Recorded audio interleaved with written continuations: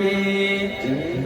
आगे सज्जनों, इसके आगे अनिरुद्ध और बाणासुर की पुत्री का उषा के साथ विवाह आता है। इसी के साथ आगे एक राजा नृग का चरित्र आता है।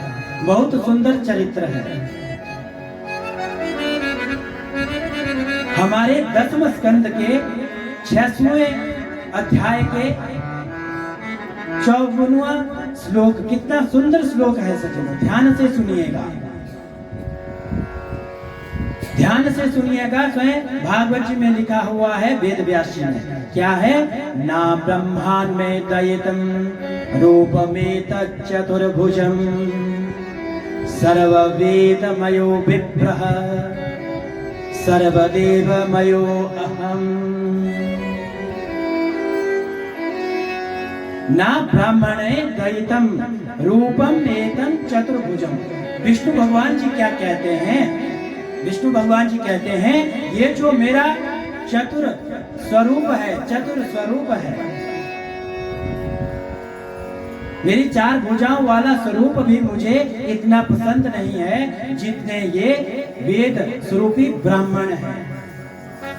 ब्राह्मणों के बारे में व्याख्यान किया है। कभी भी आपके हाथों के द्वारा, मन के द्वारा, आपकी वाणी के द्वारा कभी किसी ब्राह्मण का अपमान नहीं होना चाहिए। स्वयं विष्णु भगवान जी कहते हैं, मुझे अपना चतुर्भुज स्वरूप भी इतना आनंदित नहीं करता जितने ये मुझे ब्राह्मण और संत लोग करते हैं। सर्व वेदमयो विप्रः, ये जो जितने भी वेद हैं सारे यह ब्राह्मणों के अंदर समाहित है, संतों के अंदर समाहित है। सर्वदेवो मया अहम, इसलिए इन ब्राह्मणों में, इन संतों में मैं ही वास करता हूं। खुद नारायण भगवान जी ने लिखा है, ठाकुर भगवान जी ने खुद लिखा है। इसलिए आप सभी से करवत प्रार्थना रहेगी, कभी भी भूलवश अपनी वाणी से, अपने मन से, अपने तन से कभी ब्राह्मणों का अहित मत सोचना, संतों का अहित मत सोचना।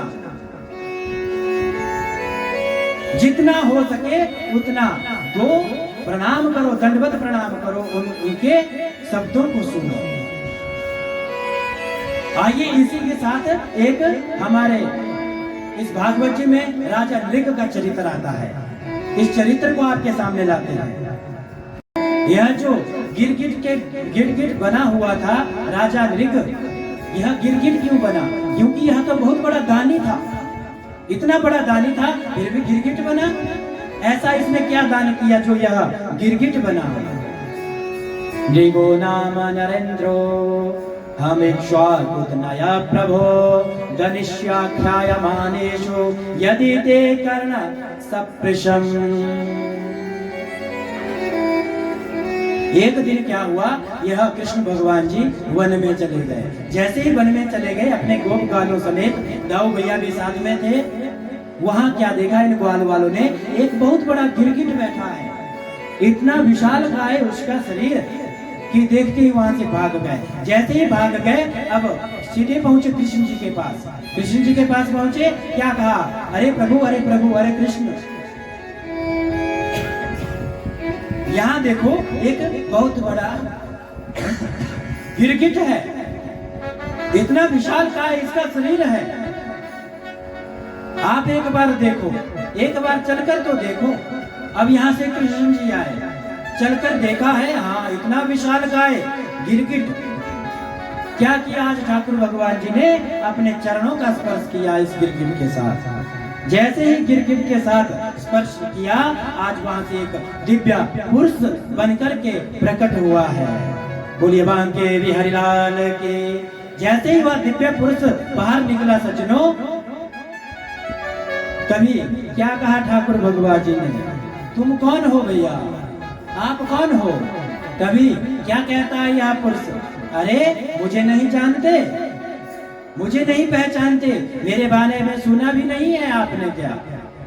तो चलो मैं बताता हूँ मैं कौन हूँ। मैं इक्ष्वाकु का पुत्र सूर्यवंशी महान दानी राजा नृग हूँ। महान दानी कहा आपने को, महान दानी हूँ। राजा नृग हूँ, इक्ष्वाकु का पुत्र हूँ। ठाकुर जी कहते हैं अच्छा महान दानी हो तो फिर इस गिरगिट योनि में क्यों पड़े हो? अगर इतने महान हो क्यों पड़े हो इस गिरगिट योनि में? तभी क्या कहते हैं गिरगिट जी, अरे ये तो बात छोड़ो, लेकिन मैं कितना महान हूँ, कितना दानी हूँ, ये बात सुनो। आकाश मंडल में जितने तारे हैं कोई सभी इनको गिन सकता है, लेकिन जितनी गौओं का मैंने दान किया है उनकी कोई गणना नहीं कर सकता, कोई गणना नहीं कर सकता इनकी। ठाकुर जी पूछते हैं अच्छा ऐसी बात है तो तुमने बूढ़ी गौओं का दान किया होगा, दूध नहीं देती होगी गाय, उनका दान किया होगा। तो नृग क्या कहता है? नृग कहता है अरे नहीं प्रभु, मैंने ऐसी सुसंपन्न गौओं का दान किया है जो बहुत सारा दूध देती थी, साथ में बछड़ा होता था, साथ में सोने के सींग बना करके देता था, चांदी के खुर बना करके देता था, ब्राह्मण को बुला करके पूजा करवाता था, फिर संकल्प करवाता था, फिर दान देता था। अच्छा इतना बड़ा दान करता था, फिर ये तो गिरगिट योनि में कैसे पड़ा? ठाकुर जी पूछ रहे हैं। कभी क्या कहते हैं नृग कहते हैं अरे एक बार की बात, मैंने एक गौ माता का दान किया एक ब्राह्मण को। जैसे ही दान किया क्या हुआ, वह गौ माता मेरे से ज्यादा प्रेम करती थी, उसका मैंने दान किया, बहुत अच्छे तरीके से दान दिया। जैसे ही दान दे दिया ब्राह्मण को, अपने घर के लिए चला गया। जैसे ही घर में चला गया, अब क्या हुआ, रात हुई, रात को उसने गौशाला में बांधा, अपने आप सो गया। और गौ माता क्या हुई, वहां से अपने आप आ गई गौशाला से भाग करके और मेरी गौशाला में प्रवेश कर गई। दूसरे दिन जब मैं उठा, मेरे घर में दूसरा ब्राह्मण आया, मैंने उस दूसरे ब्राह्मण को उसी गाय को दोबारा दान कर दिया, उसी गाय का दोबारा दान कर दिया मैंने, लेकिन मुझसे पहचानी नहीं गई। दोबारा मैंने सिंग बनवाए, खुर बनवाए, संकल्प किया, बहुत अच्छा करके दान दिया। जैसे ही दूसरा ब्राह्मण रास्ते से जा रहा था, उसी समय वह पहला ब्राह्मण भी गाय को ढूंढता हुआ आ रहा था। जैसे ही ढूंढता हुआ आ रहा था, इधर पहुंचा तो क्या देखता है, अरे ये गौ तो मेरी है, ये गौ माता तो मेरे को कल दान की है। राजा नृग ने, तेरे पास कैसे पहुंची? तो राजा जो दूसरा ब्राह्मण था कहता है मुझे भी आज राजा नृग ने दूसरी बार दान किया है। तो आपस में कुछ समझ नहीं पाए, तो क्या हुआ, चले गए हैं राजा नृग के पास दोनों गौ मैया को लेकर के। जैसे ही वापस पहुंची, वहां पर क्या कहा, अरे राजा नृग ये तुमने क्या किया, पहले मेरे को गाय दान की, अब इसको गाय दान की। राजा नृग सोचने लगा, अरे ऐसा कैसे हो सकता है, तुम्हें तो कल गाय दान दे दी थी। तभी ब्राह्मण ने कहा, अरे वो तो भाग करके रात को मेरे घर से आपके घर में आ गया। अब ध्यान से देखा राजा नृग ने, अरे हाँ ये तो वही गौ माता है, बोलिए गौ मैया की, अरे ये तो वही गौ मैया है, अरे अभाग्यवान हूं मैं जो मेरे से इस गैया का दान हो गया। चलो कोई बात नहीं, हो गया, इसका पाप तो मुझे भुगतना ही पड़ेगा, लेकिन अब आप ऐसा कीजिए, आपको मैं एक नहीं 10-10 हजार गाय दान दूंगा। एक गाय के बदले दोनों ब्राह्मणों को 10-10 हजार गाय दान देने के लिए कहा आज राजा नृग ने, कि 10 हजार गाय आपको दान दूंगा। लेकिन क्या हुआ, इन ब्राह्मणों ने दान लेने से मना कर दिया, हम दान नहीं लेंगे, हम दान नहीं लेंगे। जब ऐसे कहा तब क्या हुआ सज्जनों, ये जो सब बातचीत हो रही थी, यह कहाँ हो रही थी, ये ठाकुर भगवान जी अपने जो पुत्र थे ना, उन पुत्रों को समझा रहे हैं। ये जो हमारे ठाकुर जी, यह कौन है, क्षत्रिय थे हमारे ठाकुर जी। क्षत्रिय अपने वंशों को समझा रहे हैं, ठाकुर जी अपने वंशावली को समझा रहे हैं इस कथा के माध्यम से। क्या कहा, अरे जब उन्होंने मना कर दी गाय लेने से, जैसे ही मेरा प्राणांत हुआ, मृत्यु हुई, गया यमलोक में, तो वहां क्या कहा, अरे पहले पाप भोगोगे कि पुण्य भोगोगे?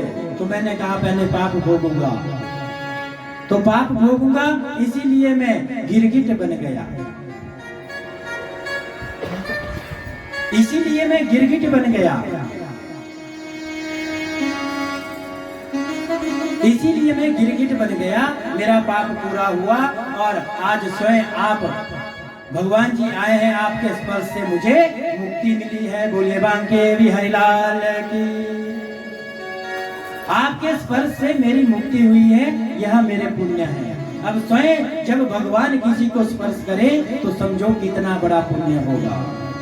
ऐसा पुण्य यह राजा नृग जी का। तो कहने का भाव क्या है? कूलम समूलम दहति ब्राह्मण स्वर्ण पावकः। अज्ञानवश भूल से भी अगर आपके पास किसी ब्राह्मण का धन है, या आपने लिया है, या आप भूल चुके हैं, तो कभी भी ब्राह्मण का धन अपने पास मत रखना। ठाकुर जी क्या कहते हैं? ना हम हलाहलम मन्ने विषम यस्य प्रतिक्रिया ब्राह्मस्व ही विषम प्रोक्तम नास्य प्रतिविधिर भुवि। जो हलाहल विष था उसका भी मैं ग्रहण कर सकता हूँ, जो हलाहल विष था उसका भी मैं ग्रहण कर सकता हूँ, आपके हर दुख से आपको छुड़वा सकता हूँ। लेकिन आपने कहीं अज्ञानवश किसी ब्राह्मण का, किसी संत का कोई धन आपके पास है तो मैं आपको बचा नहीं सकता।